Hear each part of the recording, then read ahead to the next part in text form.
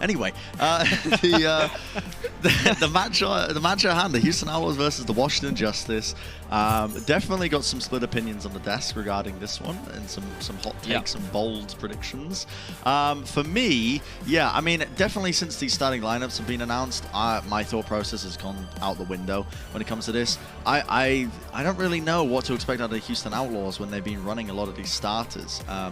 Yeah, and that is so interesting. I imagine there's some people that haven't seen those yet, Brent, as well. And boy, oh boy, if you're a Houston fan or a Houston doubter, there's some surprises here in terms of who they're fielding. Absolutely, yeah, and I wonder if we can get those Houston lineups started as well, so we can all show you and start talking. I don't want to talk about it just yet. I keep teasing it, but I don't want to spoil it. We're gonna wait for the fancy graphics to go across the screen. Okay, here we go. Exactly. The Houston Outlaws, and yeah, they're starting lineup. So they are gonna be running Dreamer and Piggy as their tank duo, and Jake, who's not in his seat right now, but Jake is gonna be on the support, which he's busy coaching. Yeah, I mean, just getting in some last-minute coaching before he sits down in a player position. Jumping on the coach mic. Yeah. Oh, here he is. There we go. And yeah, I mean, he's probably going to be playing the brick with this, but Dreamer in as well is very interesting to me because I was a huge fan of when they went back to running Django and Piggy, having that kind of synergy between the tank line, Django on the wrecking ball as well. I loved that look. And moving back into this, for me personally, it feels like whenever Jake is playing, it's because they don't have confidence in Juby. That's just how I read this. And it doesn't give me a lot of confidence moving forwards for the series. I'd love to be proven wrong. I truly would, but that's my initial read. I think I'm kind of there with you. I was hoping that the Houston Outlaws would come out running what I would consider to be their standard roster. Django playing ball. We've seen his ball before. I believe in interviews as well, Django has said he thinks his ball is his best hero. So that's indicative of where he thinks his skill is. So running Dreamer, I mean, they have run Dreamer in the past on ball. It's not too unusual, but I do like the idea of keeping that synergy there, and this is going to be deviating a little away from that. It might also be because Houston Outlaws are flirting with some Orisa, and so Dreamer has been the one to come in and play the majority of Orisa. Obviously then in those situations you'd see Orisa Diva being played, so there's so many questions to me about what the Outlaws are up to. Absolutely. Their opposition, the Washington Justice, though, we are going to be seeing a very, very familiar lineup, and these guys have been playing a lot of these kind of like pokey compositions around with the wrecking ball every now and then as well. I saw the desk as well, we're kind of like singing the praises as well of like the backlines of these teams. For me, when I've seen the Washington Justice play a lot of these compositions, I have kind of struggled to think that with this backline with Bebe and Closer. I haven't been as impressed this season. I'm going to be upfront with you about it. I think they've been largely as well a bit of a weak point for this squad. Bebe doesn't care. Look at his face. He's just happy he's playing. Away. Yeah, he's happy he's playing. Here. Happy to be here. No, I think that's an opinion that's held by a lot of fans as well, Brent. And I think a lot of the community also has that same question about Bebe and Closer. Now, what Jonathan was putting emphasis on, though, is that they're very stable. Okay, you don't get the high peaks from Bebe and Closer, but they are a very safe backline. And so the same kind of things that we saw with Repel getting targeted and taken out early, that's not really what you should expect from Bebe and Closer. Closer has some of the least first deaths I've seen across any main support in the league, and Bebe is right there with him, getting protected by him. So I think this backline just has to stay alive and rely on Decay, Assassin, Mag, Fury to win the game. For sure, for sure. And heading into Ilios as the first map, plenty of opportunities for some environmental kills, maybe. You might see some boops in action with the wrecking balls flying around the map. Yeah, all Farah compositions, most importantly, actually. That's a very good point. And just to take a road into that too, if we're thinking about the meta at the moment, right, assuming that it was Sombra Tracer, well, Assassin plays Sombra, Decay plays Tracer. Easy peasy. If they go over to a Farah comp, I would imagine that Assassin is the one to pick that up. And so Decay, the Washington Justice would end up playing the Farah Tracer rather than the Farah Sombra comps. The Houston Outlaws, I don't really know whether they are going to opt towards a Farah comp at all. And weirdly, when they play Sombra Tracer, Dante, who has been known throughout his entire career as an excellent Sombra player, he is the one that picks up the Tracer. He's a bit better than a Tracer than Happy, and so normally it's him that plays that role. As for Farah gameplay, I don't know whether Happy would feel comfortable playing that against the best teams in the world, but he's starting on it here, he's teasing it. I don't know whether this is going to happen, but I am intrigued. Happy is kind of often thought of as being a long-range hit scan specialist, but he does actually play a bunch of other stuff. He's played Doom before in the past. He's played a little bit of like the Tracer roles as well. He's a flexible, good player. So I wouldn't be surprised to see him try and play a range of different stuff here. All right, well, to subvert all our expectations, talking about a wrecking ball, it seems to be Winston is on the table, and the Houston Outlaws actually playing a bit of a double bubble composition as well. So a little bit slower, and the Washington Justice obviously have a lot more that they can play off as well around Mag going through. Mag is hacked up, so has to play around this corner. Bit of charge available for Piggy, just sending in those right clicks now, just trying to push them away. Good timing as well. He's looking, eating up a ton of that damage as well as the Bionade. Dreamer though, Bionade applied to him, hack comes through, but that's Mag getting shield bashed up onto the side, and the amount of damage, so trying to put the pressure into Piggy to take him out, it's far too much to try and overcome here. Still the point flips over early to the Washington Justice, and they're going to look to try and hold on to this one despite losing this team fight. Piggy is just outputting so much damage. Houston, they are the defending, reactive team in that team fight. They peel back a little bit, try and put all of their healing resources into keeping Piggy alive, even after he was hacked by Assassin, and they roll forwards. Now, we've heard from the Gladiators players when they were playing against the Justice that they struggled against Assassin's Sombra style. He plays much more to the front of the pack, takes a lot of pocketing from Bebe, from closer, and he tries to farm that EMP. He's now at least 10% ahead. 10% ahead of half.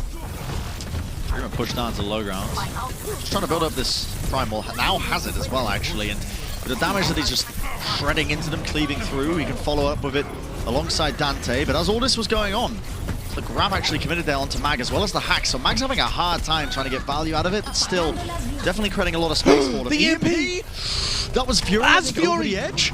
Yeah. Yes, no, as Fury was flying over the pit, as Fury was pathing over the well, he got hit by the EMP and just plummeted like a stone. Well, that's one way to take out the Tiva, I guess. Reminiscent of when the EMP was committed onto the Fire Mercy that we were casting. Yeah. Literally not too long ago, Josh. But except you don't have to give your own life for it there. Happy getting value without having to throw himself into the maw. But now the Justice can come back with their own EMP available.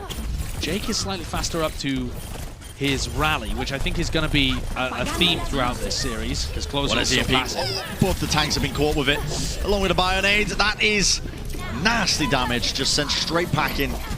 Washington Justice, obviously the DPS going to be looking to try and capitalize off of it. Shield bash missing there. Wait a Jake second.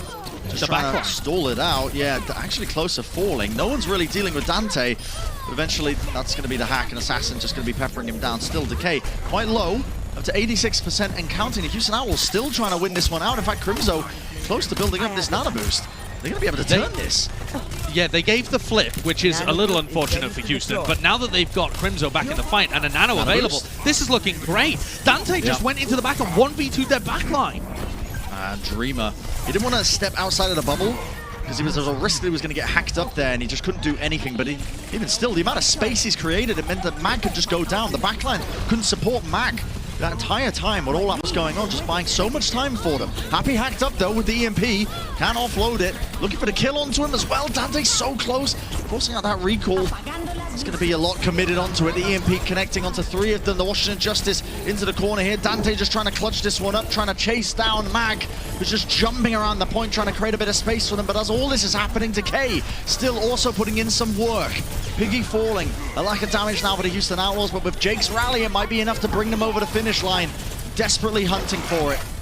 Be whacking the flares and proccing that Inspire healing. The EMP, it's a little bit too late. Only the backline caught of the Houston Outlaws. They have so much armor on top of them. They're so tanky that there's no one going to be able to capitalize off of that.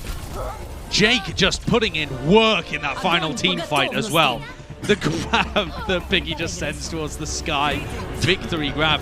But I want to talk about Jake a little bit there. Popping the rally early on was fantastic. The Washington Justice are quite a passive team. They're quite a slow tempo team. And Assassin was miles away. As soon as Assassin got back into the team fight and came out of stealth, Jake bashed him, whip shot him away, and Assassin got a really poor EMP. The EMP landed onto Crimzo and Jake, but they were full of rally armor. Assassin was really weak, no follow-up available, and it was late. That is negative value. Houston have already won the team fight at that point. As well, I was saying I had a lot of concerns, I think, for this kind of lineup when you see it, but having to be proven wrong. Sometimes you just need that proactive effort, that calm, that call. well as the individual plays to try and turn around a moment like that. And it's Outlaws the first to pick up the ball Zen in this series. This map is really good for it. This stage, your Zen has high ground that you can play around. The ball has a load of little ways that they can dance in and out of buildings and be able to pick up the Mega. Mag is going to have so much pressure here. A lot of hunting for Happy in the backline. I think they're pretty aware of it. They're trying to spot him out, take him out of stealth, potentially. The positioning rotated around. I think that was another whip shot, actually, from Jake, actually, to catch onto Mag, to deny up that high ground again, and the point flipped over. Got a lot of presence onto it. Houston just going to be accruing a percentage as all this goes on, and Washington so slow to react to this. Still looking for that first engage. Nice sleep dart onto Dreamer into the back. Just wants to try and get out of there. Not going to be able to follow up and catch onto him with any damage, but I mean, Josh, they're still just kind of waiting, ready, looking for an opportunity to try and win, but it's so slow from Washington. Yeah, what they're waiting for is the nano boost. Bebe getting up to 90%. Good kill onto Dante. That is the risk when you're playing against a Sombra. It's so easy to get caught out. Crimzo with a reply, but now Bebe is going to have this nano boost that could turn the tide of the fight. Huge fire nade there. Dreamer just trying to basically stall this one out, but it's a difficult scenario for him to K. Looking at false bomb, but enough space created there that they're going to be able to flip that point over for them. And yeah, it's a little stagger kill onto Happy as well, which they're obviously going to be taking. Nano boost online now as well, Josh, here to apply onto Mag. A nice little forward hold. Yeah, they can try and play aggressive, but at the moment, the Washington Justice have been loath to commit ultimates and play aggro. And remember that the Houston Outlaws have always got this point pressure. This is so much pressure just onto the backline as well. Dante's so good on that roll. Already putting so much pressure just to keep him alive. Yeah, and this is not ideal. I mean, Bebe's just being pushed around the corner. Closer has to use the shield box to get back to the safety of his team. The rally on top of it, the Houston Outlaws. I mean, they're taking their sweet time of it, picking them apart piece by piece. This is Washington Justice, I feel like, just almost outplaying themselves to a degree as well. They had a lot of the tools that they could have used to try and take the fight, but the Houston Outlaws, I mean, they invest practically nothing into it. I think Dante was just a pulse bomb. That was it, and he's already built up 70% of another one. It feels like Washington Justice don't have a player that makes the call to engage. For so long this season, they have been trying to play a slow, reactive, passive almost style of Overwatch. Looking at New York in 2018. Except a lot worse. It's like we're looking at the Washington Justice in their first year. It really is. It feels like this team has not gotten out of the same rut despite upgrading a bunch of their players. Here we go. EMP catches no one. Zero man EMP! Zero man EMP from Assassin. I mean, if that's not just spelling defeat, I don't know what is.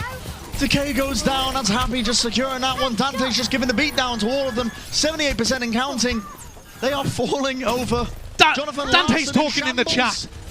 Nice meme MP, EMP. I mean, this is not only is Assassin just having the worst day, so is Jonathan Reinforced Larson. Poor Dante with a one clip on Decay as well. They are styling on the Justice. I mean, this is, I mean, it's a good thing we're not on Disney XD anymore, because I don't think you'd be able to show this one.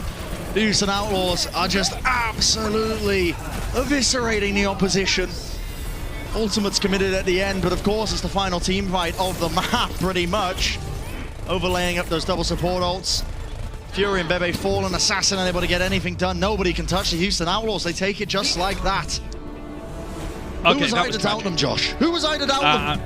Yeah, I mean, the Houston Outlaws did play well. Let me give credit there. Dante looking really good when it comes to the Tracer. He got huge value from the backline in the first round. They're very smart in terms of working around the EMP as well. It's no happenstance that Assassin just got a zero value EMP. That was created by the Houston Outlaws positioning, and they clearly look drilled and understand how they want to play, which comps they want to play. But I'm sorry, the Justice made that far too easy for them. That can't happen.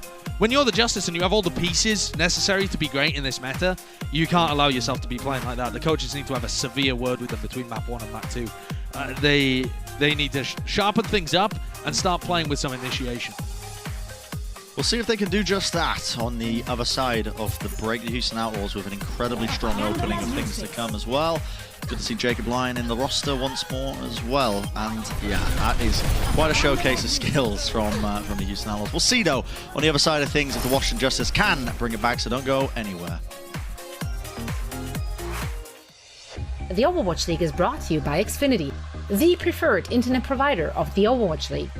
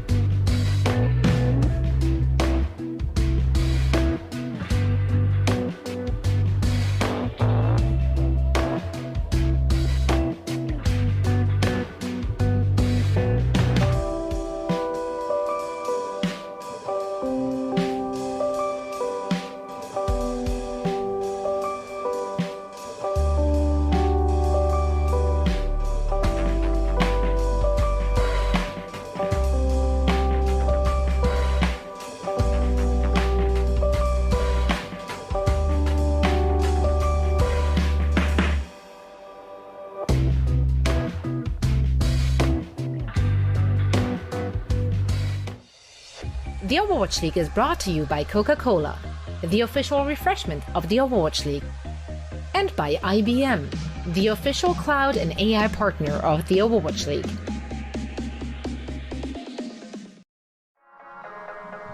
Well, with Sigma out of the mix with the hero pools, it leaves a lot more room for D.Va. Here's our power rankings with IBM Watson. You can see both the off-tank players in this series here, right at the top of the leaderboards here, 5 and 6 respectively.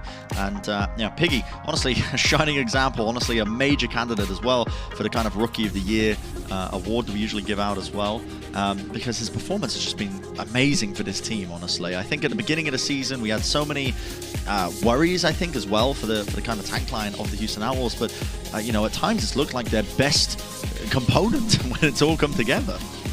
Yeah, it certainly has, and I think there were a lot of questions about Piggy this time around because Sigma has been removed from the hero pool. And if instead that was a ranking of IBM, Watson, and Sigma, then you'd see that IBM Watson thinks Piggy is the next coming of whatever deity you're interested in. Because Piggy's Sigma has just been nuts. It's been through the roof. And so the question becomes, can the Houston Outlaws still get that same value with Piggy playing other roles? Now, we've already seen that his D.Va is good, right? His D.Va, I mean, you could argue it's been great.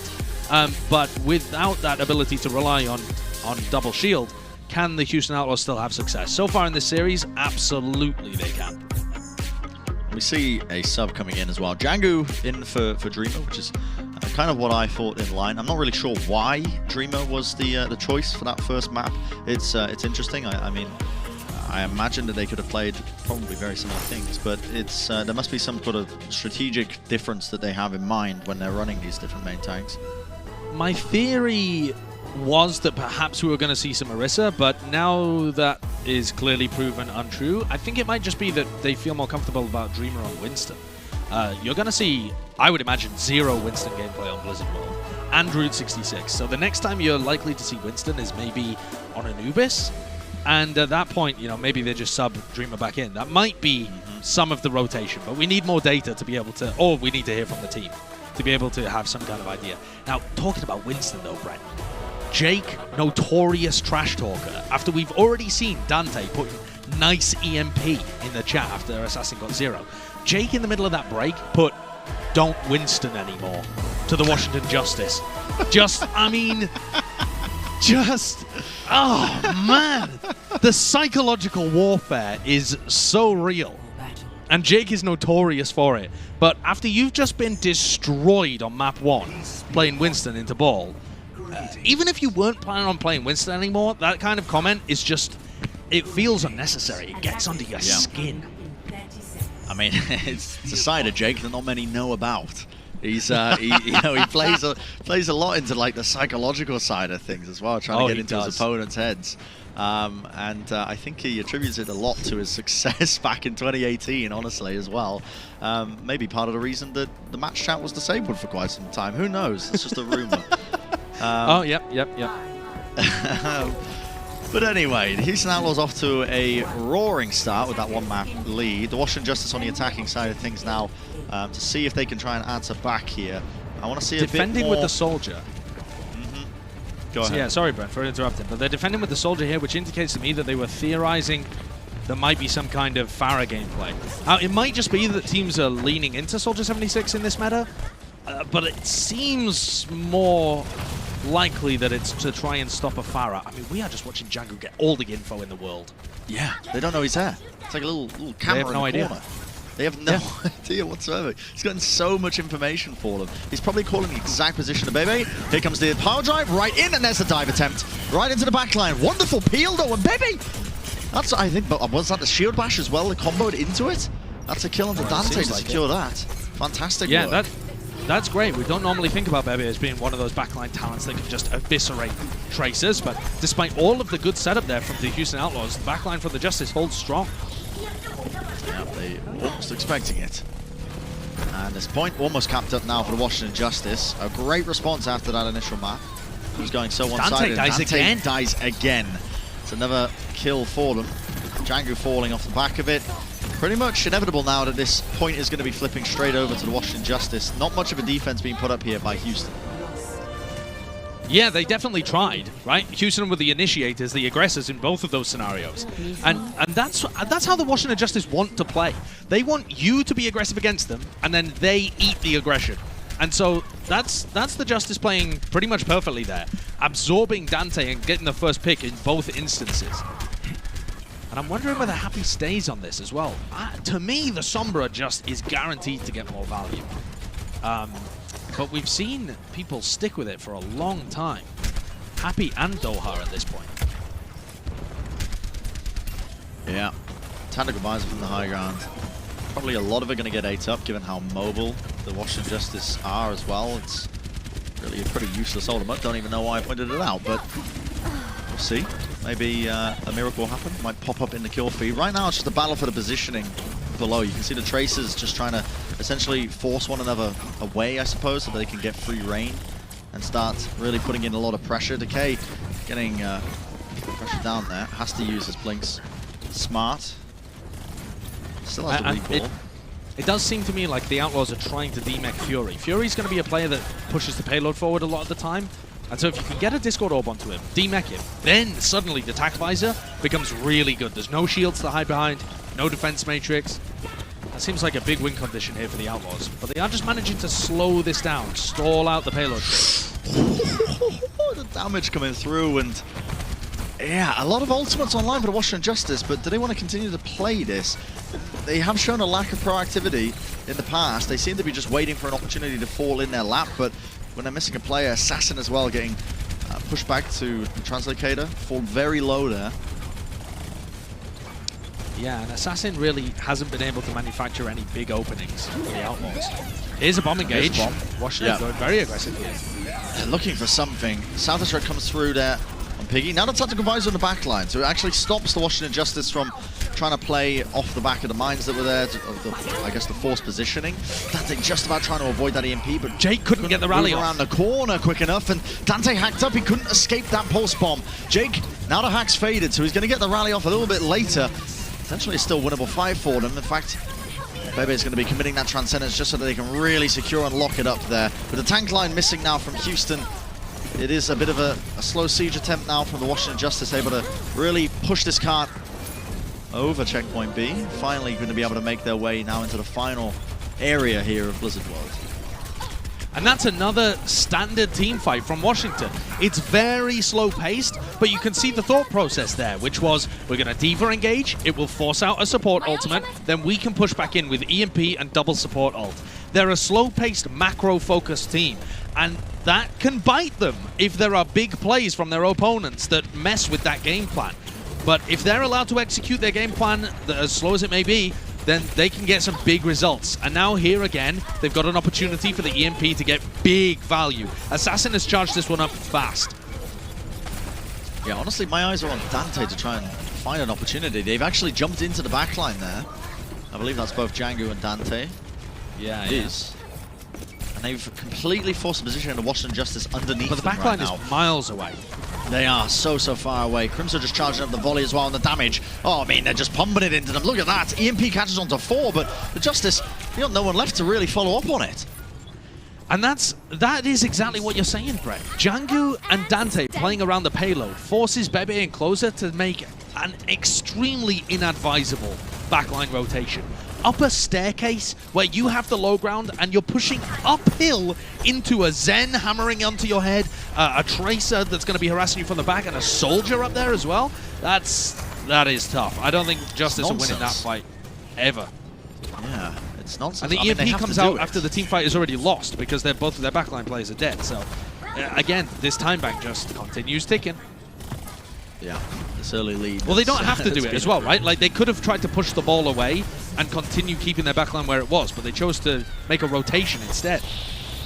Now that they've lost Decay, I mean, I feel like with this composition, Decay is the one who's really making a lot of proactive plays alongside Assassin. That's how you're trying to look to open things up. And you're just shaving time off the clock in this scenario. But already 6 ults almost built up for Houston. Yeah, they're proactive plays from Decay, but they're solo plays as well. All right, here we go again. It's the bomb into the back. Doesn't actually force out any ultimates here from the Houston Outlaws, though. Bebe's just straight underneath them, and he's being pressured so heavily. Transcendence has to be used. It's really not getting too much done. They're not really moving forwards off the back of this one. Maybe a power driver in close quarters, but that rally armor as well should be an easy cleanup for them, possibly. Decay as well, just being chased down, and that's that tactical visor. So much space being bored off of it. Not many ultimates committed either. I mean, they still have the Transcendence for the Houston Outlaws. When I watch this game, Bren, I'm seeing a coaching diff, to be honest. The Outlaws, maybe this is why Jake is in as well. The Outlaws' positional understanding is far superior to the Justice. The Outlaws always have their backline in really solid positions, rotating them effectively, punishing the Justice as they rotate. They look really well practiced in terms of this comp and how they want to be playing it. And it's probably helped by the fact that Justice are playing slowly enough that the Outlaws have 20 years to make every small decision. Yeah. I mean, they're giving them ample time to try and figure something out. It's not ideal. Already, I mean, they had a massive time bank, but it's been burnt down to 36 seconds. I think we've only seen like 2 team fights in that time. But they do have the EMP. Yeah, and that's what Crimson's waiting for. Assassin could go for a fake and try and force something out. Oh, wow. But they've just waited too long again. Solo EMP. Just onto Chengdu and Dante, I guess, to try and clutch them up. But can anyone even kill Dante? I think he was too far out of reach. He's got the Harmony Orb on him as well, and he's playing around these half packs. They're just not going to be able to bring him down. DK's desperate for it, though. He does have the rally armor. Could chase him down. The recall. Forced out. This does have to be it now. Pulse Bomb ready and waiting for Piggy. He knew it was coming. He eats it up, and Fury's going to be taken out by the Helix rockets. Right into the corner. The positioning just not great from Washington. They're still in the fight. Has recall. Has the Pulse Bomb as well. He's probably going to be trying to wait out that Transcendence. There it is. Goes for the Pulse Bomb right around the corner. Flips it round. Force the positioning back. Already 2 picks. The back line is gone down and out. With the overtime push happening, I don't think the Washington Justice have the gas to really push this one much further, especially with the ultimates now. Just lay it out on top. And honestly, I was doubting the Soldier 76 pick, but it provides a lot of stability for the backline, and the Justice have not been able to crack into it at all. There is a huge amount of poke damage coming out from the Outlaws, and considering how poor the Justice are at being able to convert on manual hacks, on even the EMPs, it's really not hurting the Outlaws to run the Soldier at all. It simply isn't. There's never been a team fight where I've been thinking, oh, it would have been good for the Outlaws to have an extra ultimate to use there, or it would have been, wow, the Justice are getting so much value out of their manual hacks, how will the Outlaws adapt? None of that has happened. The Justice are making it very easy for the Outlaws to play their own game. There's no level of disruption or pressure.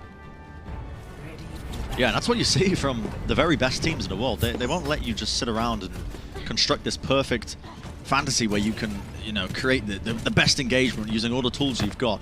The best teams are going to disrupt that at all points of the game, and you should honestly be ready to adapt for it as well. Which is why you were pointing out, Josh, when you said you see a bit of a coaching difference, because it seems like the Justice, like, the players are, you know, they're working out, they're clocking how to make the best of the situation they're in, but they're so sluggish when it comes to the execution of it, that it just gives the opposing team, I mean, you have eons to really think about it in the grand scheme of Overwatch as a game. You got to be making decisions much more quickly.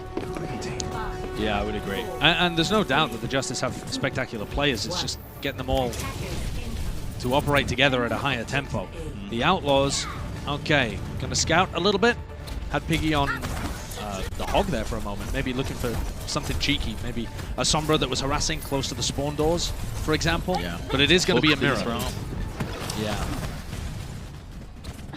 And the mirror composition, yeah, I want to see the differences here between the Houston Outlaws and the way they're setting up. So Django's just rolling into the backline right now, and the rotation, as you can see here, the Houston Outlaws are like, okay, well, we're going to take this position all the way around here. The recall just got forced out of Dante, so he's not going to be able to follow up on much. Again, it's all positional from the Outlaws. They're flipping the map, putting their supports on the high ground, and now it looks like they're defending, but they're attacking. Crimzo is in the perfect position right now to maximize impact, and it puts Bebe in such an exposed area. Yeah, Django a little bit of maybe a mistake there, just flying up and around. Ball comes up, they're trying to knock them off the high ground. That's good play from Mag.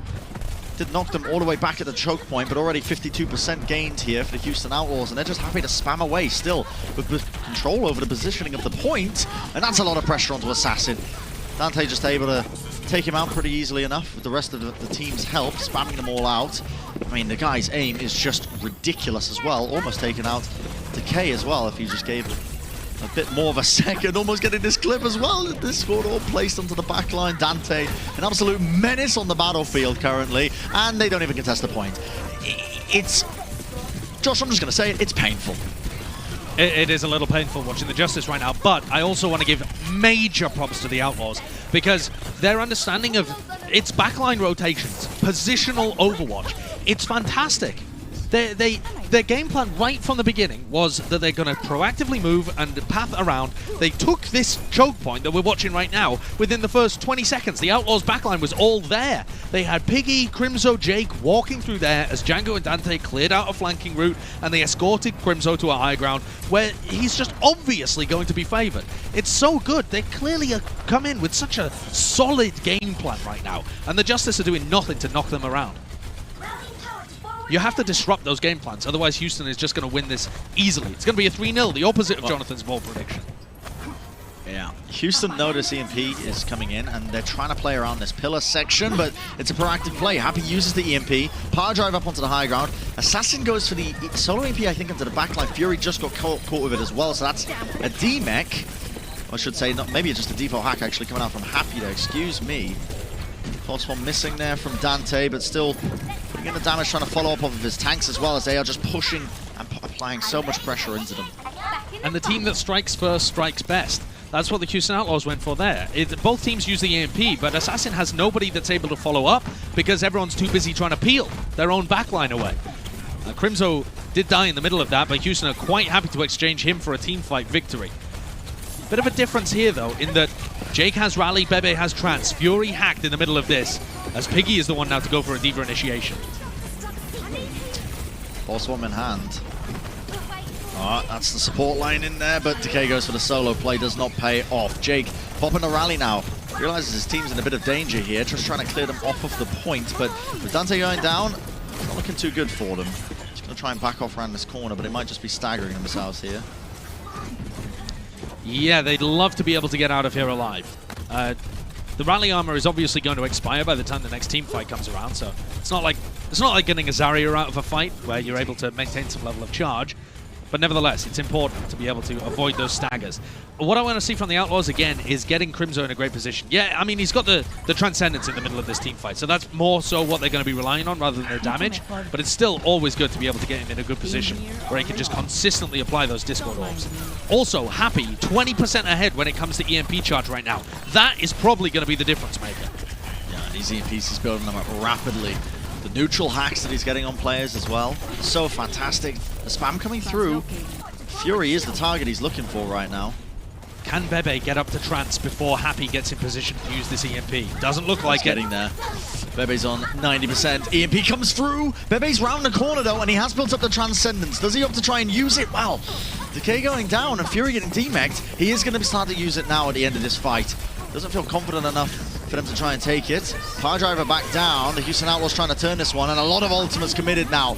EMP from Assassin. I believe that's only onto Jake and Happy. And Jangu, but yeah, 3 man's going to be enough there. Just the final ultimate to try and close this one out. A minute 30 for the Houston Outlaws to try and rethink what do you want to do moving into this next one.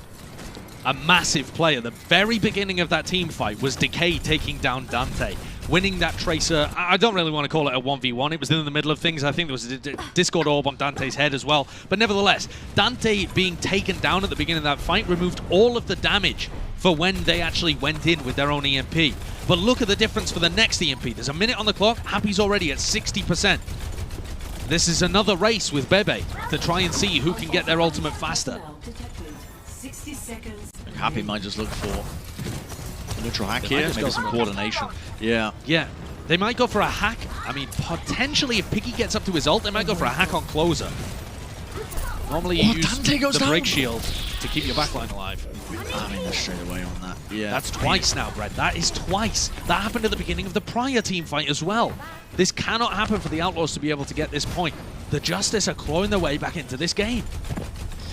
And as much as we've been criticizing the Justice in terms of them being slow to react, when they're on the defense, it's way less obvious for this kind of slow pace that they like to play. Because they're waiting for the Houston Outlaws to react into them on the defense side. It's exactly how this playstyle should be working. The trouble is getting into these scenarios where they can even defend here in the first place. That's not the point though. Now the Transcendence comes through. Happy has EMP for after Bebe's trance fades. There we go. He ends up using it, but it doesn't catch onto Bebe. I think he mistimed it ever so slightly. Still, Fury getting demeched. Might be a kill onto Mag there, but Fury, he's out of the fight now. Dante's still alive, trying to remove him. He's being pressured heavily. I think that's Decay off onto the side here. Recall comes through onto them. It's an overtime fight for them, and now with that power driver, that's put in the good work there as the backline finally will fall down. A minute 30 left. They don't have to push it all the way, and Dante has managed to track down Assassin. Grabbing that health back, but just staggering himself out. Managed to get the hack onto the Mega though. Could be quite impactful.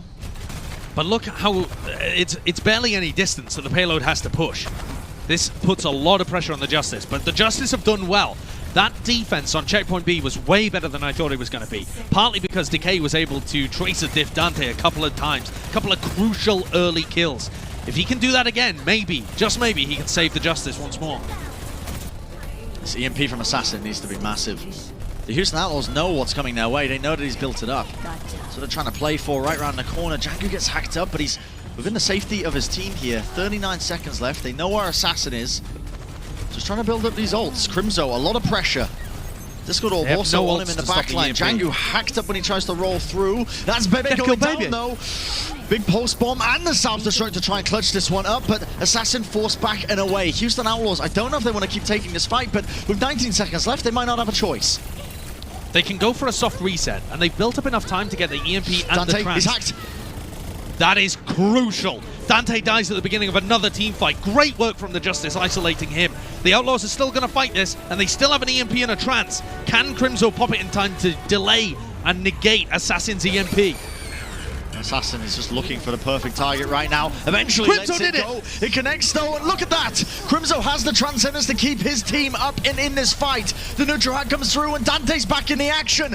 Decay locked up from all the crowd control. He might just be absolutely farming them, and indeed he is. Dante shredding through them. He's built up the pulse bomb, but already he might have just done the damage necessary to try and get this one over the finish line. Locked up against the wall, nice little pulse bomb, nobody can withstand it. You can see he's pleased at the end there. Nice little clap there for the rest of the team, and the Houston Outlaws getting this 2-map lead in this series.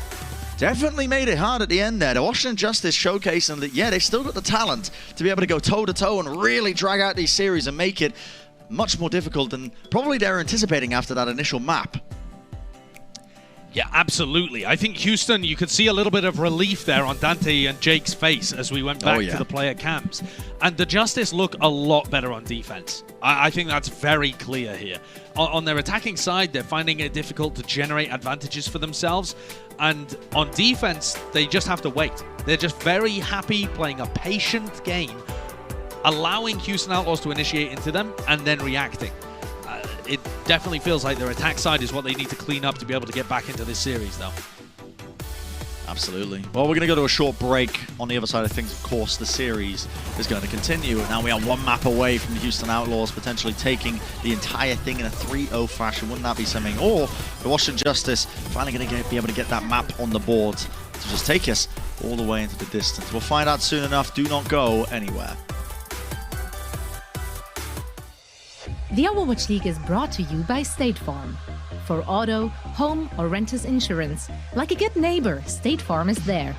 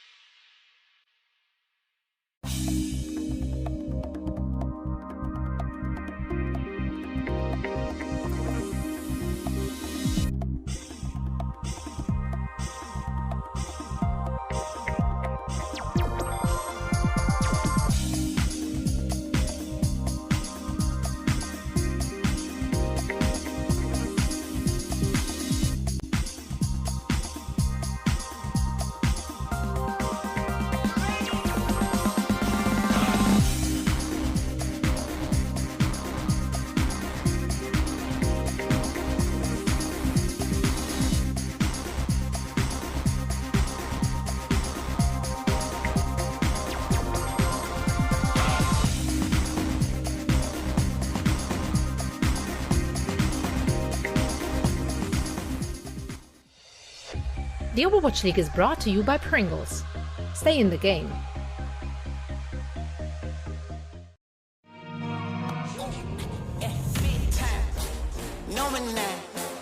Diamonds in my teeth, I got a lot of shine.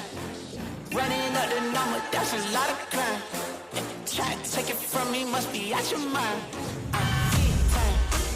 Lot of sun, smoky in the air, that's a lot of pine.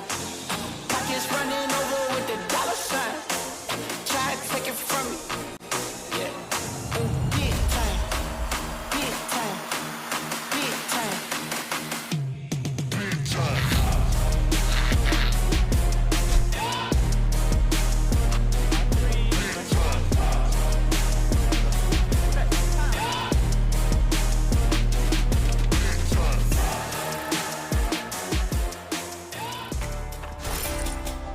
There were so many awesome creations submitted to the Summer Showdown Frag Video contest this year, and we've narrowed it down to the top 5. And now it's your chance to vote for the winner.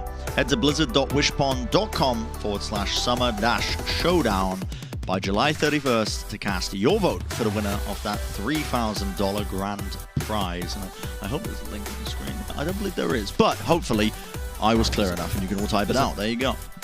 Tiny link in that small print at the bottom right of the screen, actually. If Okay. wants to get a magnifying glass out. Get the spectacles out, yeah. Yeah, there's some clips on YouTube you could try. Otherwise, you'll have to listen to Brent. Yeah. 2-0 up, though, at the half here for the Houston Outlaws. And so far, they feel very firmly in control. I mean, you could argue that Blizzard map was close, and it certainly was, but it still felt like they were setting the pace. They set themselves a great win condition in the first half of Blizzard World, so I don't really see a comeback being on the cards here. It would require something special from the Washington Justice to get their heads back into this game. They need such a level up in terms of their attack side play. Yeah, that's been the difference maker, hasn't it? This entire time. When you're playing this reactive style that we keep going on and on and on about. Well, we're heading over to Route 66 as the map. That's where it's going to have to happen. Otherwise, we might be looking at the 3-0 here. And let's take a look at our map leaderboards presented by Xfinity. As you can see, the Washington was the recipient of one of the fastest times back in 2019. Don't show this. Yeah, I mean, we could be seeing it again. I don't want to say that. I don't want to say that. But listen, maybe I'm just putting this bad energy into the air. Well, here's the other thing. I think it's incredibly unlikely that we see any kind of record being set today. Because the one thing that you can say positively about the Justice is that their defense has looked pretty good. And they play so slowly that they slow down the team they're playing against as well. So that does limit teams that want to be just going hell for leather the entire time, you know? They really do try and slow the whole pace of the game down. Now when you slow things down, you limit the Houston Outlaws in terms of finding their win conditions, but Houston was still being the aggressors in a lot of those situations and still being a bit more proactive in terms of Happy's positioning as well when it came to the Sombra. There's a number of places you could go with the Justice in terms of making adaptations if the coaches were talking to them during the halftime. But to me, it comes down to Decay and Assassin. I'd love to see Decay synergizing much more with Mag in terms of when he's going for these big plays. I think he'll get way more value out of them. But, you know, a lot of the time he's taken up trying to duel Dante on the flank. So, okay. The real play that I've got my eye on is Assassin here. Because so far, it feels like he's getting very minimal impact. Obviously, there's the big zero-man EMP in the first map, and the other EMP towards the end of Blizzard World that Crimzo countered, but it's more to do with the manual hacks, Brent. I want to see him up at the front line creating a lot of pressure onto Django and Piggy, gaining resources like the Harmony Orb, like the armor packs, and really applying pressure to the Houston Outlaws tank line. Stop the payload. The Justice, well, they've got a bit of a hard start of things, honestly, starting on the attacking side when we've seen them struggle in the past. They don't get to start on their preferred side, I suppose, on the defense, but they get to really, I guess, set down the goalpost of where they should be playing up towards. Happy again here, playing the Soldier 76, by the way, on defense, which does seem to be the strategy for the Outlaws. Piggy demeched immediately. That's Assassin. And that's what I was talking about. Those are the ways that you create win conditions if you're the Washington Justice. Hack, Discord Orb, melt somebody in the front line, like Django or Piggy.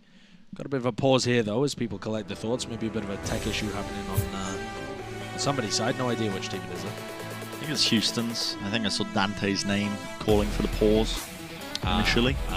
Looking out for his team. I see. Yep, of course. Yeah. Hopefully it'll get resolved fairly quickly. Absolutely. Yeah. But a good start, what you were saying about Assassin jumping on the opportunities, trying to create those openings as well off the back of the neutral hacks as well. It's what you want to see when you're playing Sombra. I mean, it's such a huge part of a kit. Sometimes we switch over to Assassin's POV and it seems like he's just passively waiting for the EMP to build up at times. You know, it's almost like he's in the right position to try and create something proactively, but the rest of the team is just out of sync with it, or they're just not in a position to follow up on anything that he's doing. Yeah, and there's two big styles of playing Sombra, right? There's the Sombra that plays in your front line, taking resources, trying to put pressure on their tank line. That's one style, and that normally leads to very fast EMP charge. Or the other major style of Sombra, obviously I'm simplifying here, is continual backline harassment. And that seems to be more what Assassin has been going for recently, where he's harassing, trying to at least, the backline of Crimson Jake to very few results. Now, normally, Assassin plays that frontline style of Sombra, and that's why his ranks are so high in these. I mean, he doesn't die very often because he's getting pocketed. He's got a huge amount of enemies hacked because he's always in the team fights, and he's going to be able to get off these big EMPs. This value, though, that you would expect statistically from Assassin has not been present in the match so far, which is why I highlighted him as the player that I really want to see step up as they head towards the second half of the series. Yeah, I agree with that one. It's Assassin is a player as well who has impressed me actually over the course of their career, especially coming into this season. A lot of people were kind of anticipating, I guess, in terms of the DPS play that's going to be occurring on Washington, like Decay to be this hard carry figure, but Assassin has been, you know, more than serviceable on a multitude of roles as well. I mean, he really does play quite a lot and fill in a lot of the gaps for this team up to a very high level. But clearly this new style of Sombra play that you were pointing out, Josh, in terms of the differences, the Justice are still trying to get to grips with it. Yeah, and it's really, well, here's the other thing. The reason that Jonathan had so much faith in the Washington Justice on the desk, he said easy 3-0. Obviously, that was his bold prediction. Perhaps not exactly what he would have said if you'd asked him when he's not forced to come up with a bold spread. But okay, the reason that Jonathan was so emphatic about the Washington Justice's chances here is because they have all the pieces, and they've showcased good performances before. They've ran very similar styles of compositions to this and had a lot of success. Like, for example, that game against the Los Angeles Gladiators that went to the final 5th map.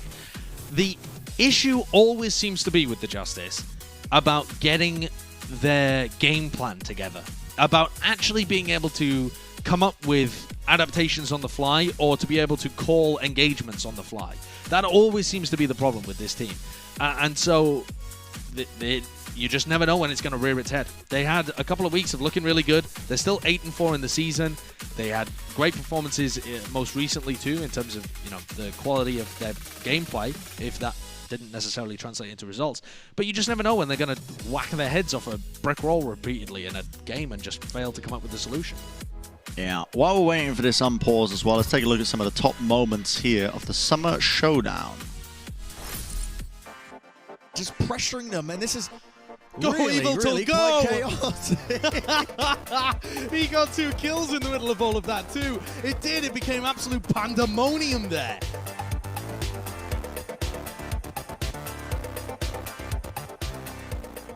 Shanghai healthy in this fight. Accretion just about whiffing, but Monk gets the kill onto Lip. Still pressuring them. 0.95 meters to almost capturing it, but the Chengdu Hunters are holding on. In fact, they are thriving. Monk is getting so many picks. That was a 4K for him in the fight. Look how far forward he is, man. He is frontlining. He is my inspiration. My Monk. Yeah, you build up barrage here, but that's as good as a death sentence against what the Reign have got in their composition. A Hawk can just send his shield at you, and you just die to your own splash damage as well in some cases. So Atlanta's got a contest point. 2 ticks and counting. Barrage, it's beautiful! It is raining rockets, and Sparkle gets a comfortable 4K there. Jinmu did get knocked out of duplication, and there's that sound barrier. Izayaki doesn't benefit, but he returns to the fight. The stick, oh, beautiful stuff from Amon. That is stunning. Rolls over Fleta, but still gets taken down. He still took a lot of damage from the pulse bomb, even if he used it offensively. It's unreal that these 6 players in blue could be put in this position by anyone, let alone the Hunters. Here's a Graviton Surge. They are starting to style on them a little bit. Matt, I'm going to be honest. Lei Young is down. Oh, no. Nothing could be more Chengdu than what we just saw. There we go. 2 minutes on the clock for the Dallas Fuel. I've seen a lot of things. As an Overwatch caster, I'm sure you have too, 5-6 years of this. The celestial anomaly that is Chengdu will probably never be something that will be repeated. And Lip is eyeing up this Fire Mercy combo. If they're above They the will edge, drop like rocks. he's going for it. He's going for the EMP. They're going to be dropping right off the edge of the map. He's paid for it with his own life. But Evator's gone. Oh my God. You can see him eyeing it up. To his death. They are well over the side. It does look like he's going to get them both. But then Jinmu Jinmu's just out. But Where look was at the this. escape strategy? Look at this. Lip. The pulse bomb. I mean, Lip didn't have an escape strategy. He was like, I will trade my life for 2. That's the most Chad play I've ever seen from a Sombra. Welcome back, everybody. Yeah, we're about ready to jump into the action as soon as possible. You all know we want to get this game underway as well. We need to inject a bit of pace into it, you know, otherwise we're just going to be falling asleep at our chairs or our sofas or wherever you might be watching. Maybe a pool. I don't know, you know, maybe some people have got like a little setup outside. Who knows? Anyway, game started. Love to see that. And yeah, Piggy ended up getting taken out there. I'm not sure if that had anything to do with the actual pause itself, but it was caused roughly after that point. And it is going to mean the Houston Outlaws are going to need to do a quick little reset here. Yeah, the Outlaws are going to have to back off, get ready to re-engage back into this team fight. No major ultimates up whatsoever, but Happy is going to have worse lines of sight to be able to poke from. And Decay and Mag can definitely try to go aggressive onto him here. Dante's going to try and keep him in check, but that would be the next game plan for me if I was the Justice. And there they go. Nice shield bash. Yeah, Django gets denied, actually trying to roll through and set up something onto Bebe there. But Decay's not in. He just pokes from a distance instead of engaging. And the counter engage is so much better. Oh my goodness, I think that was the power drive into the volley that comes through, and yeah, they just roll straight over them now. Counter engage, fantastic there from Houston. Yeah, and that gets Houston Outlaws back up on top of Big Earls, where Happy can play from this long sightline and get a huge amount of value. I think they know that Assassin is behind them right now, and you can see Assassin's health is not good. Dante and Happy were both going back to try and deal with this Sombra. Assassin is so far behind. And this is, again, a bit of a criticism that I've had with how Assassin is playing in this match. I'd rather see him try and pressure the tank line rather than harass the backline consistently, because he's not close to that EMP yet. It's still going to take him quite a while. Went for a hack on Piggy there, pressured out, and now he's just stuck behind again. Instant 180 from him. Power driver comes through. That's a nice little setup. Decay needs to answer with a pulse bomb, but it does not find any kills. No eliminations going their way. Now the tactical visor just used for a bit of zoning perhaps as well. It did force Washington to work underneath Big Earls here, so they were out of the line of sight of it, but that's a good hack onto Piggy. Into the power driver means it's a D-Mech. Counter engage now comes through. Transcendence going to be forced. Jake using the rally against the corner, and now we see both the support ults expended there from the Houston Outlaws. All the damage being pumped into them. The mines as well, not enough to try and cancel it, but Django taken out of the power driver and eventually taken out of the fight. Ultimate's committed. That's Fury using that South Destruct as well to create a ton of space for them. So Washington Justice going to break through this defense. Eventually, finally, Assassin finds that solo hack, and after generating his EMP after like 2.5 minutes to get the first EMP, they maneuver themselves into an ult advantage. This has been the story with the Washington Justice in their attacking rounds, trying to play the macro ult economy game instead of any kind of positional or pick-based gameplay whatsoever. Yeah, the hack was good. The hack was good. And they're also able to force out double support ultimates, come back in with their own EMP. But it does mean that if anything goes wrong with one of those fights, they're stuffed. That hack felt like it shouldn't have happened. Yeah. Dante blinked behind him and he still got hacked. Yeah, that's an unfortunate one, honestly. It felt like that really should have just That's some online gameplay. Yeah, disconnected the line aside almost, but it does result in the kill for them. With the chance of getting down, Assassin's just looking to try and set up another neutral hack onto one of these tanks. Potentially Piggy, who's just pre-firing the corners. Or Django. Spotted him. rotating around. He's a bit out of range of it. Django's already out of there, and that was the post bomb committed. Ate up by Fury, so Dante's not going to be able to get a pick from it. And these are the kind of things that we constantly are seeing from Assassin. He's slow to build the EMPs because he's hanging around in the back line trying to hack the tanks from behind instead of in front. Decay has an opportunity here to completely open this up. Good work from Dante, pushing him away. But Decay will not be stopped. Oh! He will. The spam damage comes through. They knew exactly the positioning and path he was taking. Nice little Helix rocket to clear away some of the mines off onto the high ground. And that was Washington trying to set up a fight and not calling it off even when Decay was... I mean, Decay clearly had no opportunity to be able to do that. He was getting harassed left, right, and center. But they had made the call and they stuck to the call. Self-destruct. Close the point. Piggy actually even gets a kill out of it. Onto Closer. Maybe no shield available actually there. Which is quite unfortunate for them. But yeah, Fury going down now. Another prolonged out fight. Okay, and Brennan, this is the exact same situation we saw at Checkpoint A, and we've seen in Blizzard World so far as well. Double support ultimate available for the Outlaws, EMP available for the Justice. I'm going to theorize here what we're going to see from the Justice. They're going to try and make some kind of play, maybe with a Diva Bomb, maybe with a dive, to force out Crimzo's Transcendence, and then they're going to push back in with the EMP afterwards. They'll probably match the Trans, and then push back in with the EMP. It seems to be their only win condition when they attack. And that's assuming it doesn't get disrupted. Yeah, which is why it feels like they only have a proper, I mean, a couple of good attacks, honestly, per section that we're seeing them on here. Yeah, it's like one good offense every 2 minutes. Yeah, not too ideal. And they're just waiting. They're just waiting around, trying to set up the perfect positioning for it. Houston are just waiting for this engagement now. They're just looking like, okay, well, we'll wait for it. There's the EMP actually used proactively. A little bit of a difference there. And Dante gets taken out by Bebe. I think that was just a different approach coming from a completely different direction. Still, Houston committing ultimates into this one. As Jake's going to use the rally, Power Driver in, Bebe has to use his Transcendence to stay alive, and he's going to clear the mines off across the point. Fury with a self-destruct now. Up into the air, pushes them away, but the Houston Outlaws are already pretty split all over the place here. Happy just trying to waddle his way out of there, but Decay chasing him down. Pulse Bomb not going to be connecting. 246 health on him, though. Eventually that armor going to start decaying down. Jake's in a bit of a precarious position, honestly, caught against this, but it's pretty difficult to try and take care of him here. Swinging away, just trying to build up that healing, and he Inspire healing, but eventually Decay takes him out. And there's just a great chaotic brawl happening inside of the propane hut, which is not a normal place for these kind of battles to occur, but the Outlaws are coming out on top of it, and this all comes back to Assassin's EMP. It got Crimzo and Jake, but there was no follow-up, and so at that point, it's just essentially useless, and the Outlaws have been able to sustain this entire time. Well, listen, nobody's dealt with Decay this entire time, and all of this is going on. He's built up the Pulse Bomb. He's getting these kills as well. Pulse Bomb around the corner, just about missing it! He blinked into it!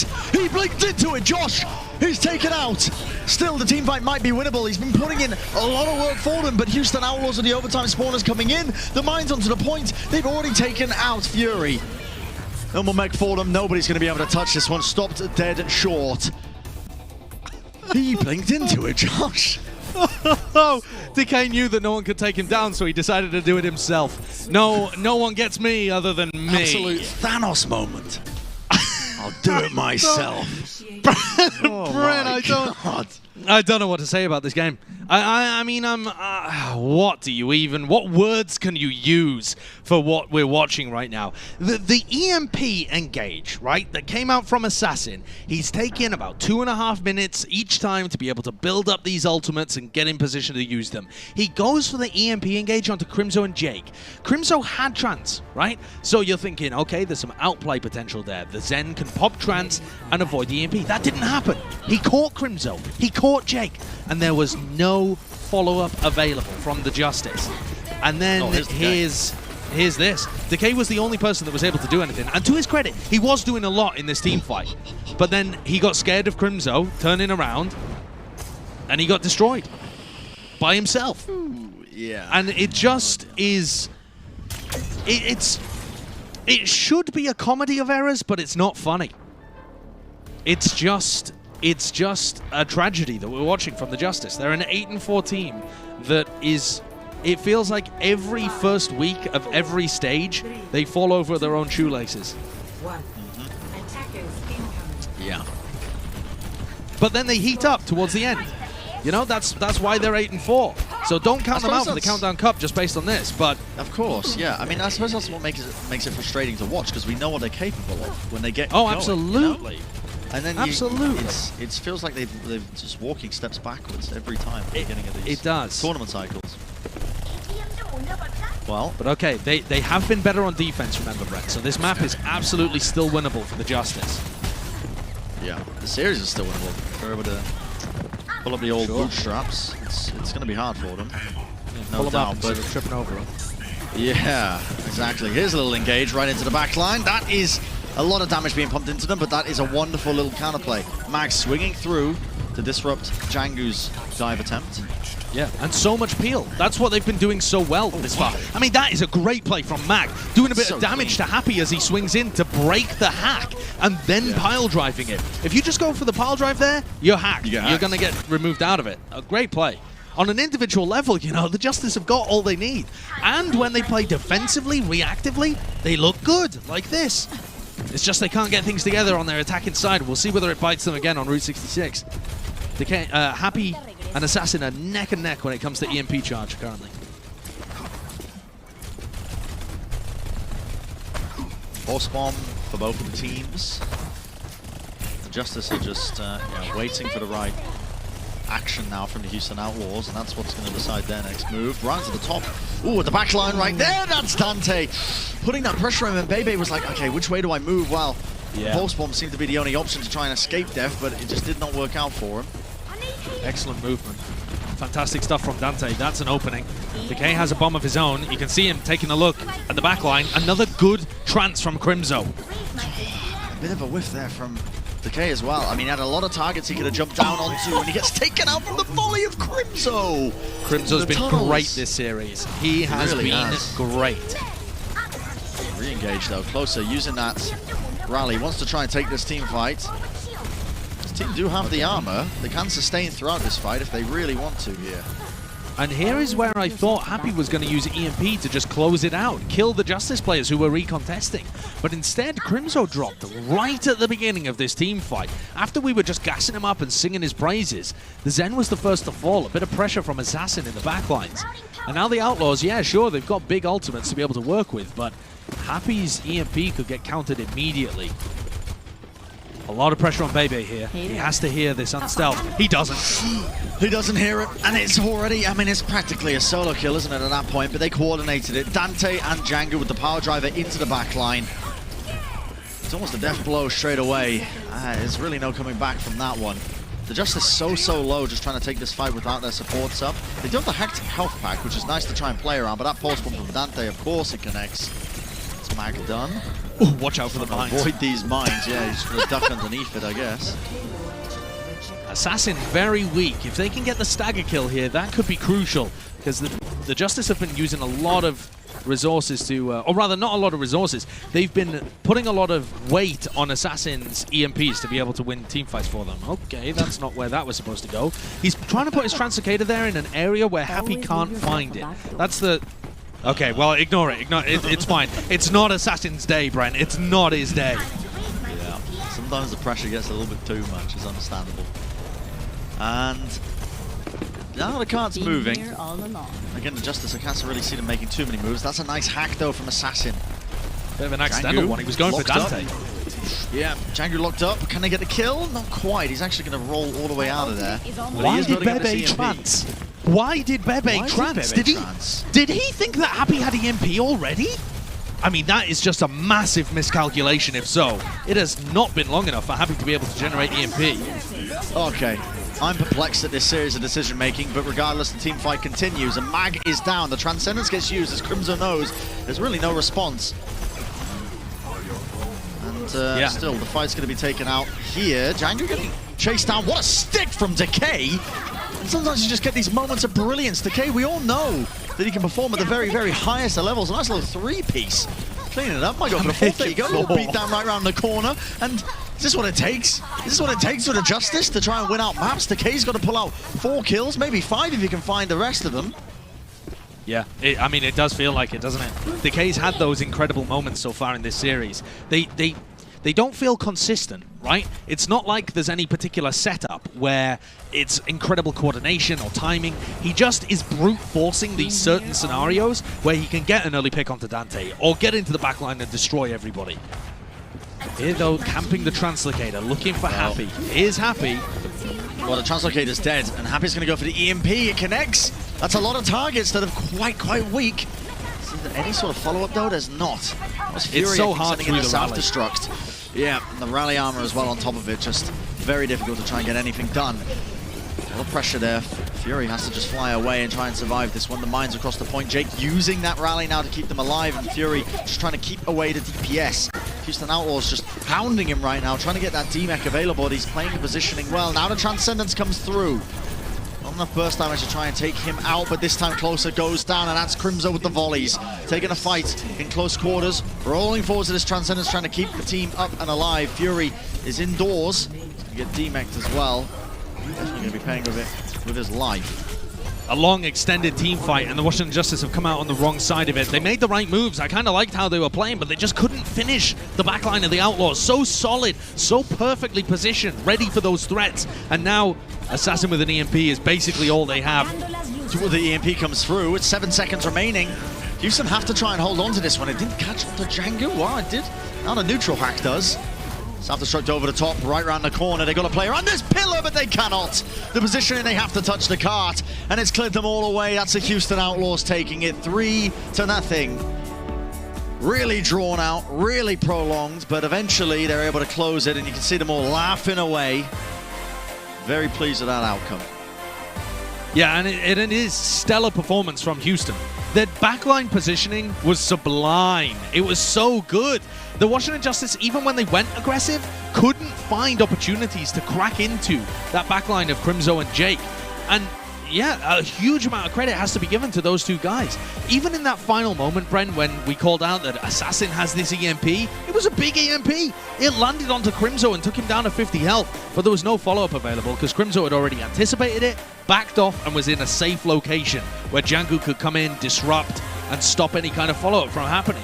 The Outlaws understand this meta.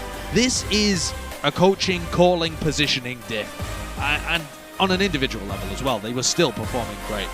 But that is a great win for the Outlaws to start this off. We were theorizing that the end of the season for the Outlaws might spell a bit of a downwards trajectory for them. Their strength of schedule got so much harder towards the second half of the season, but that is a great win to get under your belt.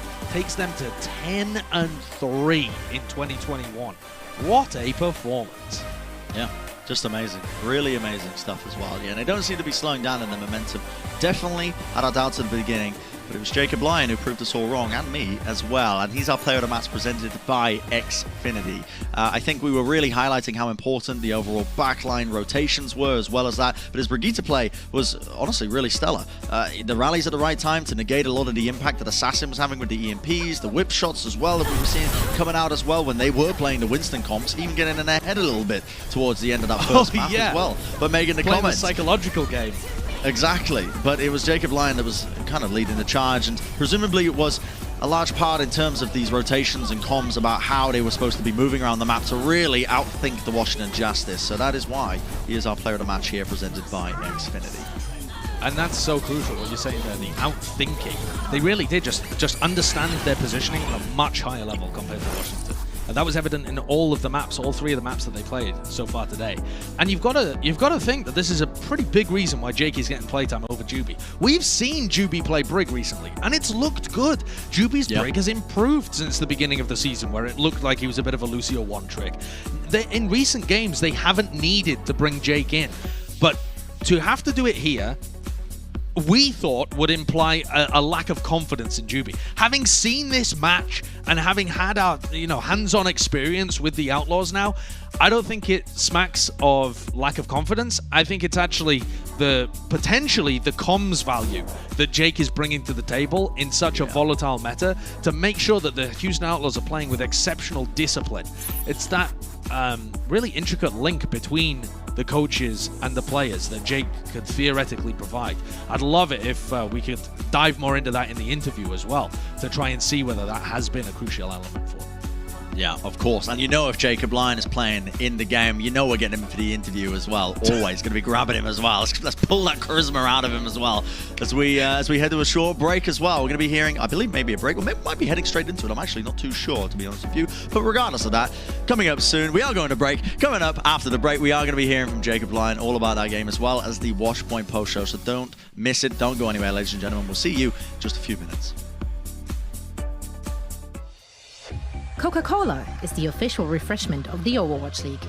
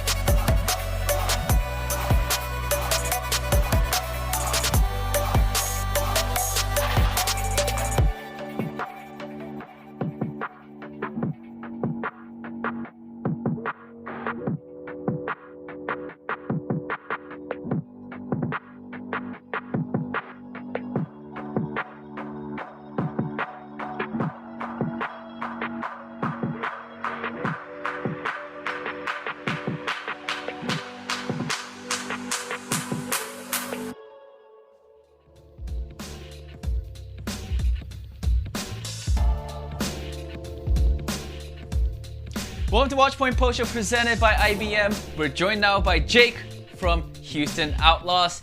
Jake, congratulations on the win today. And before we start the questions, Jake, I just want to say happy belated birthday, Jake. And we have everyone here on the desk. Are we all here? Yeah! Happy birthday! And we also have a little gift for you. Do you like cake? Oh, really? Cake? Yeah, we I have a love little cake. cake. Oh, nice, nice. Jake cake. Yeah, I don't this way. Perfect. All right. Happy belated birthday, Jake. Do you guys have anything to say, guys? No, just Oh. we love you, we appreciate you, and you have to blow out your candles and make a wish, obviously. Okay. Obviously. 4. Nice. Nice. All right, guys. Bye. Go away. I'm gonna talk to Jake. Oh, okay. Bye. Bye. Bye. All right, a little surprise gift that, I mean, it's virtual. We're not there to celebrate with you, but again, happy belated birthday, Jake. Yeah, so let's talk about the match. I just want to talk to you a little bit. You know, for this match, I think a lot of people sort of predicted Washington to take the win today, including, you know, some of us on the desk. We predicted Washington, not Houston. I'm not gonna name who. Not me. Anyway, I'll just check yes, the VOD and find out. lied there. Don't check them out. I just said it. Yeah, I'm one of them. But yeah, since we haven't, you know, Okay. mainly because let me just say, mainly because we really haven't seen Houston Outlaws, you know, rolling out with that wrecking ball comp. But you know, it was a clean win for you guys. It was a 3-0. Do you think people are sort of underestimating Houston? No. You know, if you're going up against us later on in the stage, we're really bad. No need to prep or anything. Is that a bait? I mean, you take it how you will. I mean, and also, I mean, so you know, just watching your games today, and again, it was a clean 3-0 for you guys. What sort of makes Houston so good at this wrecking ball comp currently? For me, this is like a super teamwork centric comp. Like that's the defining feature in my eyes. That like very chaotic. Like you're all over the map. So even though I think people might look at a comp like Rush comp with like Ryan and Lucio and think that's a really teamwork heavy comp. In fact, I think those comps is like really easy to have good teamwork because you're just naturally stacked on top of each other, and it's going to be really comfortable to play together and you know, sync your skills because you just all are right next to each other. But this comp, since you split up across the map a lot more, you need like your comms and your planning to be really on point. So everyone knows what each other is doing, even though you actually don't see them. So you still have to synchronize. So that makes it like more of a challenge. And for us, I think it's been our teamwork that's like the strength this season and or this comp, I mean. And I think for anyone to be good at this comp, they're going to need to have that really solid communication. Just out of curiosity, do you think, you know, this wrecking ball competition that we're specifically talking about, do you think this requires a lot more skill and a lot more practice time compared to other stuff that teams have to practice?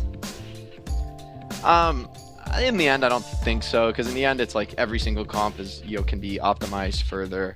I think this comp is like more individualistic, maybe. So there's certain roles where if you just like, if your player's not that confident on their hero or their role, and they're just not playing well, then you're just gonna get extremely like hard punished, and there's not really much your team can do for them. Like everybody has to do their job and understand their job, and no one's gonna like save you. You know, it's not like some comps where you can kind of sit together and you just have to hit shots.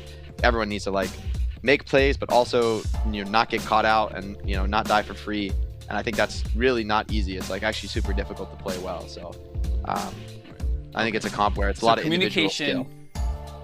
Yeah, so individual skill and communication, that those have to, you have to have both to sort of be successful in the wrecking ball comp. Okay, all right, thank you so much for that.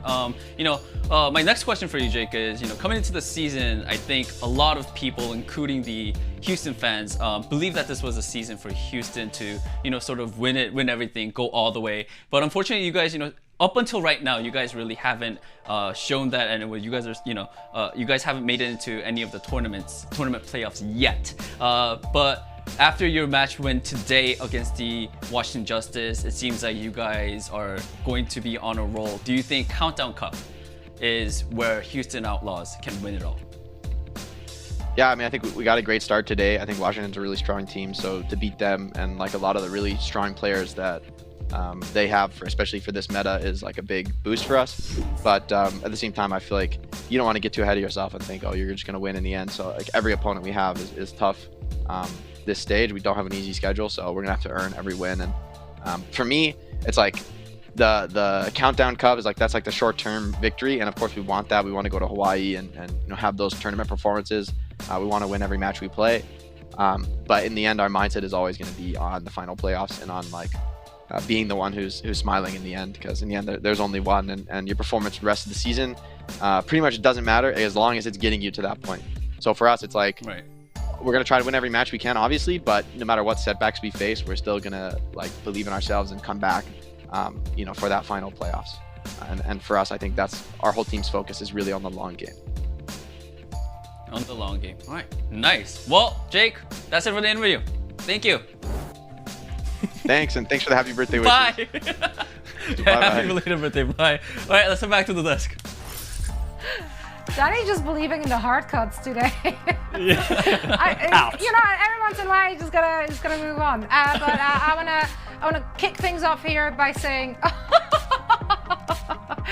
I was right. Whoa. And after this in-depth analysis, I would love for you fine gentlemen to also get a word in. How did they get it done? Tell me why I was right. I think Jake says it better than we could. He highlighted the Wrecking Ball comp so well of it is chaotic, but individual accountability and teamwork are two of the most important things with the way this style is played. And we saw that from one team and not the other. Houston Outlaws, I got to give them credit where credit is due. They look like they fundamentally understand what they're doing. The backline is playing very in sync, very hard to get into them and sort of punish either one of them. And the front line is just working and firing on all cylinders. On the other hand, the Washington Justice, they were so slow today. They weren't willing to execute. I would say Assassin and Mag specifically looked very uncomfortable with the roles that they were playing. I was talking to our stats guy throughout it. Mag died the least by a pretty significant margin on his team, and that to me says if you're playing that slowly and your main tank isn't dying, that means he's not committing and they're not, you know, really extending into situations that's going to give them an advantage. Everyone was playing safe, everyone was waiting for someone else to make a play, and that showed. And that's why on defense, Washington Justice looked pretty good. They were able to play their style, play back, not having to be the aggressors. But on their attacks, they looked so weak with just how slow they were playing their game. And that's frustrating. And I know Johnny's going to reiterate it with me here because they are a good team. They have such good individual talent. They just cannot string it together.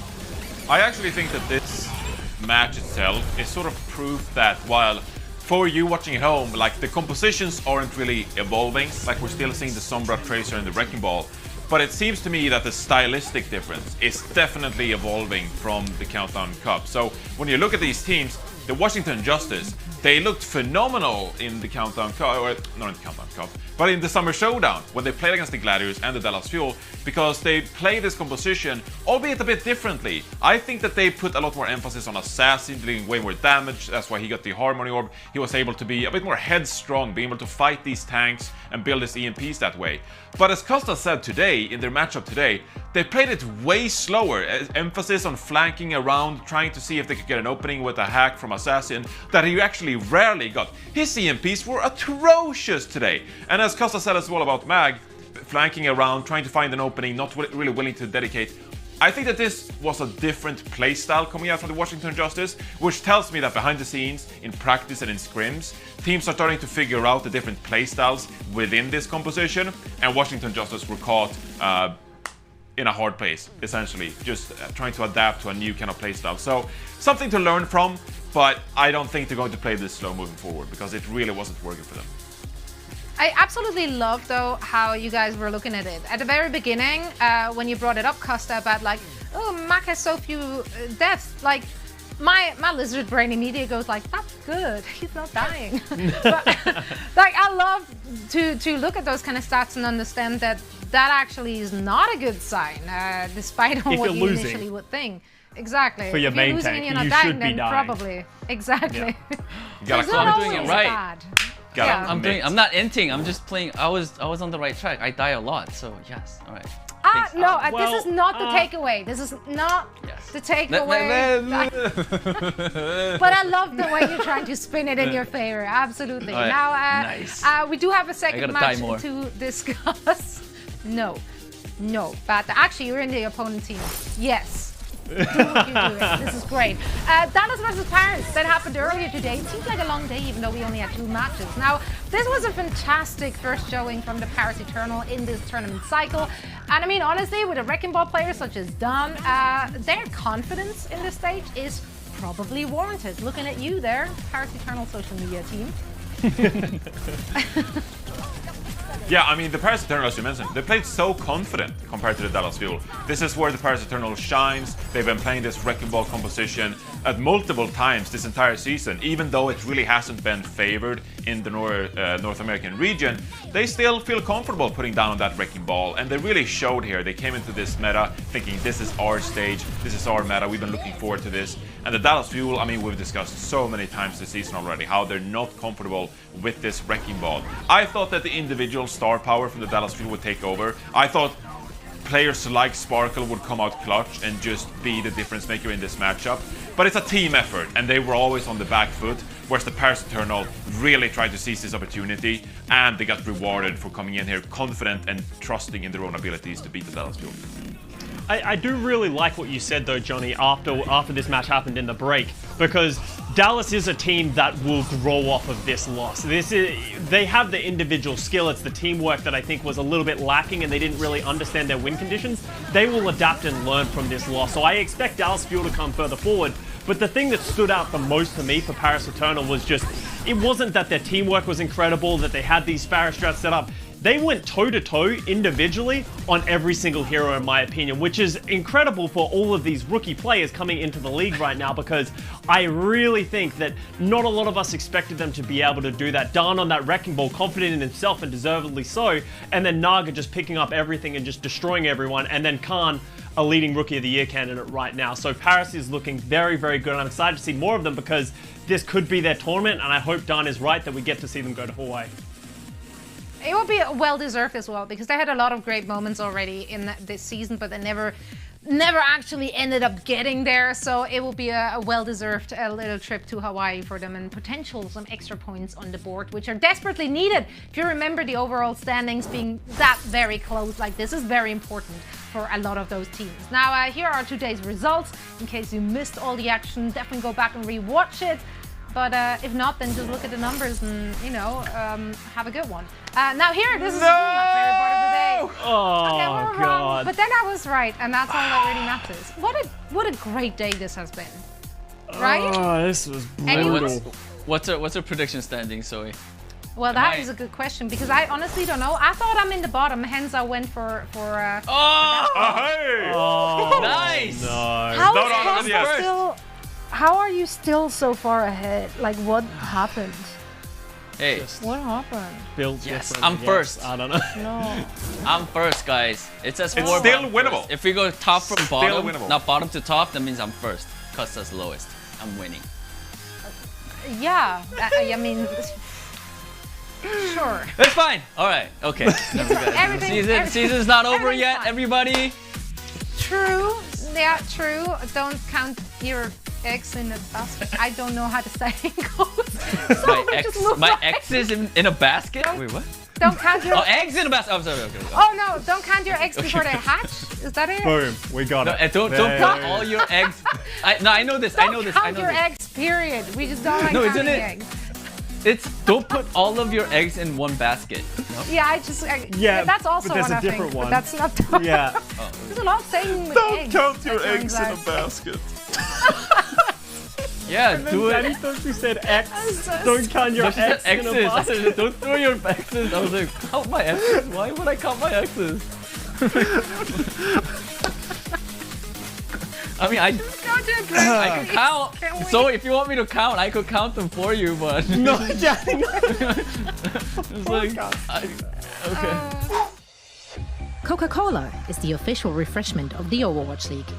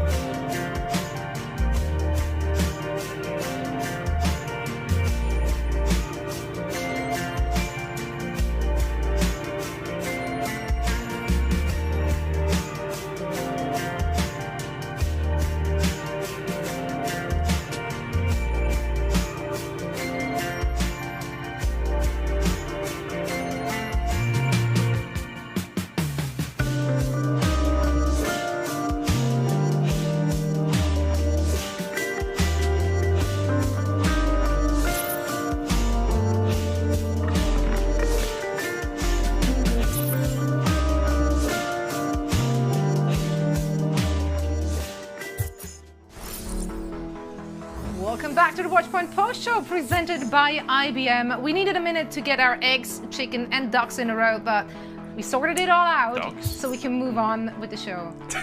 What? Johnny, not now. Let us move on. Not Jonathan. Everything is fine. Anyway, where was? Oh yeah, alt economy. In today's alt economy, we want to talk about alt trading. So I brought in our financial expert Costa, and he's on the case for us. Share your findings, please. Yeah, Johnny knows all about my financial experts, but we're going to see the Washington Justice actually going first. So I did just say that they weren't very forthcoming with going first and using their ultimates, but here we see that Fury actually engages with the Diva Bomb, forces Crimzo's Transcendence, and then Assassin gets a very good EMP that hits Jake with the rally, and that gives them the massive advantage. All of a sudden, the Houston Outlaws don't have the sustainability to live through the EMP, and by the time that Jake becomes unhacked and he gets the rally off, the fight is already over. So this was a 12 ultimate fight where both teams just threw everything at the wall, but because the Washington Justice took the initiative here and went first and forced out their Transcendence with a great bomb from Fury, they do end up getting the second point. So this is what we needed to see more from the Washington Justice in this series. Playing proactive, playing smart, and playing fast as a unit. You can see this dive is very good. Crimzo gets caught. There's the Transcendence that I was talking about. All of a sudden, they can't get value from the ultimates like the Washington Justice do, and they just re-engage here off of the back of a great EMP here from Assassin. So we're watching it back so you can understand what happened and all the back and forths. And this is the little intricate things that really define these teams and who wins each team fight, especially with the chaos of these Wrecking Ball compositions. Washington. I think this was the most. In this economy? Yeah. Wait, what was that? Who would have thought? Unbelievable. Wow. Incredible stuff. This is the most alt-forward alt economy we ever had at Ultimate Economy presented by State Farm, though, I feel. Yeah. Is that just me? Yeah. Because the first a time lot I of was like, economy right there. There's lots of Tons. alt, lots of economy. It had all the good stuff. Yeah. Basket full of ultimates. No, Yeah, we Danny. counted them and they're a bunch. Anyway, Don't moving count your along. ultimates before they hatch. Actually, also a saying, henceforth. It is time for one of my favorite parts of the day, and that's our best of the day, coincidentally. And I'm gonna kick things off with, I don't even know where to start. I mentioned it already earlier. I'm like, I don't know. I'm befuddled at what transpired. That's a word, I'm pretty sure. That was a barrage. You don't counter a barrage with it, like out of all the things he could have done. Yeah. Like, why? Just actually, why? That was not. Everyone's sitting there like, that's a good trade. No. Actually, It's no. not. Actually, it wasn't. I feel No, like so- trying to kill a non-moving target by also making yourself non-moving while they're using a ton of damage is not the play. So, yeah, Garbarrage, as it is coined by whoever wrote that. I think that was actually a producer, so thank you. Hey, all right, let's move on to some brighter note. My best of the day is more upbeat, more happy. It's from Sparkle. On Tracer, he had really pog. Did I just say pog? Okay, anyway, really nice pulse bomb. I just said pog. Okay. Nice pulse bombs. He was in air. He was flying. Who knew Tracer could fly, right? And Sparkle showed us that Tracer definitely can fly. That land, and we just skipped the first one too, but he did it twice in the match. No, hey, come on. What are we doing here? Straight busted. He's straight busted, yes. I mean, He was straight busted. Yeah. you really just went like, Farah hold my tea, and then she went for it. I love this. I'm sorry, guys. But yeah, Sparkle Tracer. Flying Tracer, very good. I'm very excited for his next Flying Tracer pulse bomb. Danny, you're the absolute best. Yeah, Oh my God, I don't know how to follow that. I can't follow that, but we'll try. We're gonna move on to Ilios with Fury, who, divas think they're so great because they can fly and that they can just jump over the well. Well, Assassin says no. Oh wait, not Assassin. Happy says no. So Fury goes across the well to try and kill Happy, and then Happy's like, "You have no power here," and then Fury just like loses the jets and then just falls into the pit. So, I don't want to say that the diva had it coming, but it is what it is. It's actually so painful to watch. Like, that's such an oof moment. Oh. Ugh. That feeling, yeah. Power here. Tough. Great quotes as Evil. well. Yeah. Yeah, Yeah, love to see it. good stuff All around. right, we've been out of control on the post show. It's time for me to finish the job, and here we go.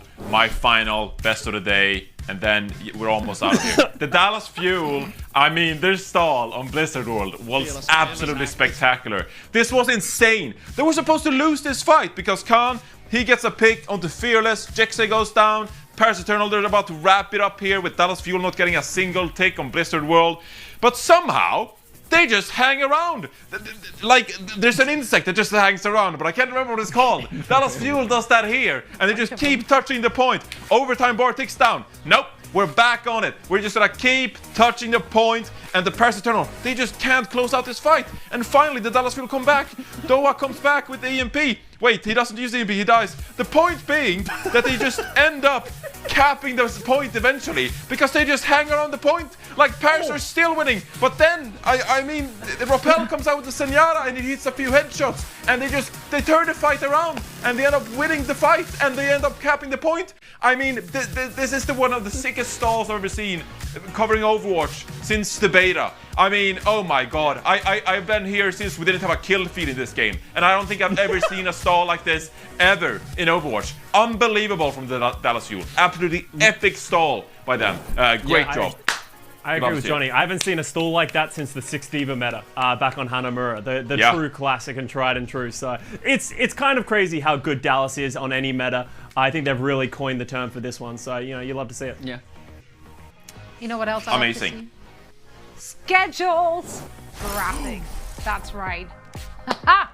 More matches to be wrong about. Woohoo! That's right, because the Eastern region also has to battle it out. Here's Saturday's schedule for them. We're starting things off with the Spark facing off against the Seoul Dynasty. Afterwards, NYXL will go up against the Valiant, and the last one was just gone in a second there. Philly Was Philly versus Shanghai Dragons. Okay, nice. We got you. Now, afterwards, of course, we have our schedule over here in the Western region. And I'm scared to read it off in case it disappears. Right, but yeah, you see them. Boston, Paris, Atlanta, Los Angeles, there they are. and Dallas, and then San Francisco. Yeah. They left it up longer for you. That's just not fair. Which one gets you excited, and why is it all of them? Because they're all gonna be great matches. All gonna be very exciting. It's gonna be sweaty, but it's gonna be good sweaty. Good sweaty. That's what we're aiming for here in the Overwatch League. I'm looking forward to Dallas Fuel versus Shock. I really don't know what to expect from the San Francisco Shock. Like Violet Sen, I would kind of love to see that. But then you have FTGod playing Brig. Like, I don't know what to expect from the Shock. Are they going to come out just guns a-blazing with the best Senya in the world? Or are they going to take their time to figure stuff out? With the Dallas Fuel, who lost to Paris today, I think it's going to be a really interesting matchup between two should be good teams, but we don't know if they're good. So it's like, woo! Like a roller coaster. And also Paris. If we're looking at the Dallas Fuel, you said that this was not like a bad loss for them, yada yada yada, like all that good stuff, lots to learn from. Do you think they have the right idea though? Like, are they looking at the right page in the book? Kind of, but it's a really big page. I mean, they kind of get the idea, but it's not quite there. Yeah, it's more of a poster. Or it's more like, is it called like a mural? When it's like they paint on an entire wall? That's kind of like, that's where they're looking at the right wall, the Dallas Fuel. So there's definitely things to improve on. But as of right now, I mean, they could come out tomorrow and just suck, Zoe. I'm gonna be honest with you. I don't think they will. But I'm just saying, I don't know what to expect from the Dallas Fuel. I'm not insanely confident in their ability to perform so far. So we'll see what the Dallas Fuel bring. It's fine. They're in the playoffs anyways. It's fine.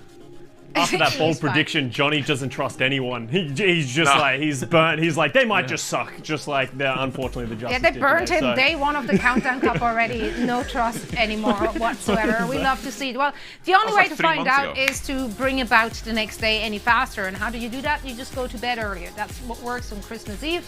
So I'm sure this will work in this case. Anyway, we will be back with more Overwatch action tomorrow for day number 2 in the Countdown Countdown Cup. Thank you all for joining us today as we had a long break. We're so happy to be back. Gentlemen, thank you so much for being on the desk with me. Once again, we say good night, good evening, good morning, wherever you might be. And we see you again tomorrow.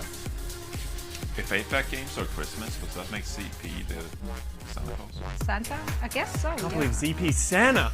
Santa. Ooh, he cut.